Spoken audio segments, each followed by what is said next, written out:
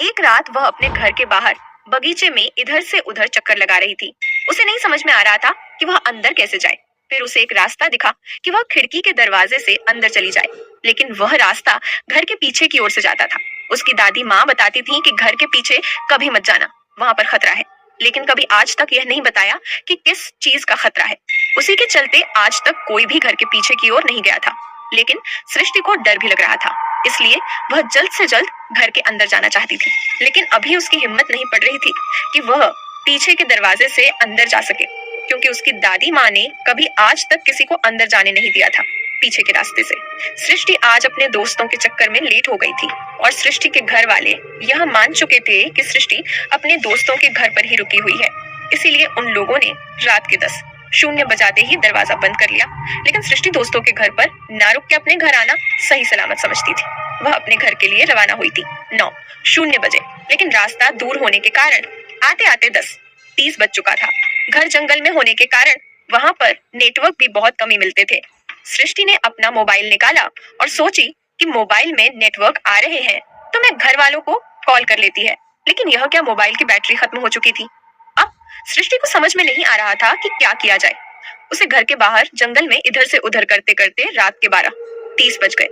अब घर और जंगल दोनों ही डरावने नजर आ रहे थे। तभी उसका मोबाइल ऑटोमेटिक ऑन होता है और उसमें लिखकर आता है कहाँ जाना है तुमको। ये देख करके सृष्टि पूरी तरह से घबरा जाती है और सोचने लगती है कि मोबाइल तो अभी स्विच ऑफ था, ये खुला कैसे गया। चलो जो भी हो, अभी मम्मी को कॉल करते हैं। उसने जैसे ही मोबाइल का कॉन्टेक्ट लिस्ट ओपन किया, वैसे ही मोबाइल ऑटोमेटिक ऑन ऑफ हो गया।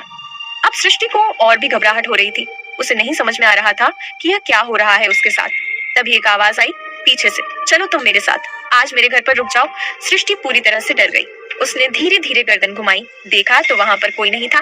लेकिन जैसे फिर से उसने अपना चेहरा आगे किया, फिर से वही आवाज आई, चलो मेरे साथ रुक जाओ, नहीं तो तुम्हारा बचना आज नामुमकिन है।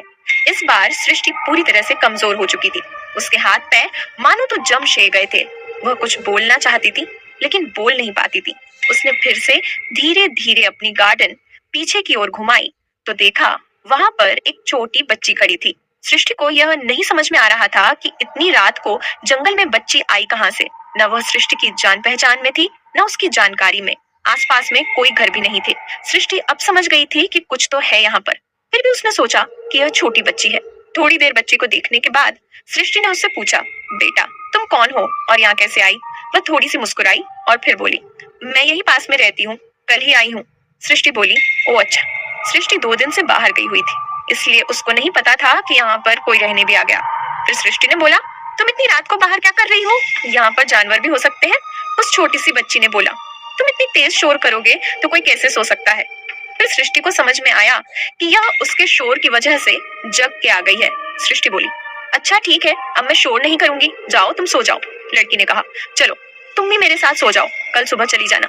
सृष्टि को उसके ऊपर भरोसा नहीं हो रहा था, लेकिन इतनी रात को जंगल में रुकना भी सही नहीं था, इसलिए वह उसी छोटी बच्ची के साथ उसके घर चली गई। घर ज्यादा दूर नहीं था, वहीं से लगभग 100 मीटर पर था। लेकिन सृष्टि को एक बात नहीं समझ में आ रही थी कि उसकी आवाज इतनी दूर तक कैसे जा रही थी। उसने सोचा कि शायद रात की वजह से हो सकता है। छोटी लड़की ने सृष्टि का हाथ पकड़ रखा था और वह आगे आगे चल रही थी। कुछ ही मिनट पर सृष्टि उसके घर के सामने पहुंच चुकी थी। सृष्टि ने देखा कि उसका घर बहुत पुराना और खंडहर टाइप में दिखने में था।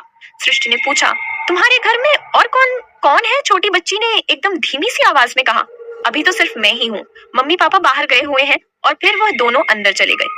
अंदर जाने के बाद सृष्टि ने देखा कि घर मानो तो सालों से साफ नहीं किया गया। फिर उसने छोटी बच्ची से पूछा, क्या तुम लोग घर साफ नहीं करते हो क्या। छोटी बच्ची ने जवाब दिया, हम लोग कल ही रहने आए हैं, इसलिए साफ करने का टाइम नहीं मिला, कल सुबह उठकर साफ कर देंगे। फिर दोनों वहीं पास में पड़े अलग अलग बेड में सो गए। सोने से पहले सृष्टि के मन में कुछ सवाल चल रहे थे। क्या इस बच्ची को डर नहीं लगता, क्या कोई दिक्कत तो नहीं होगी।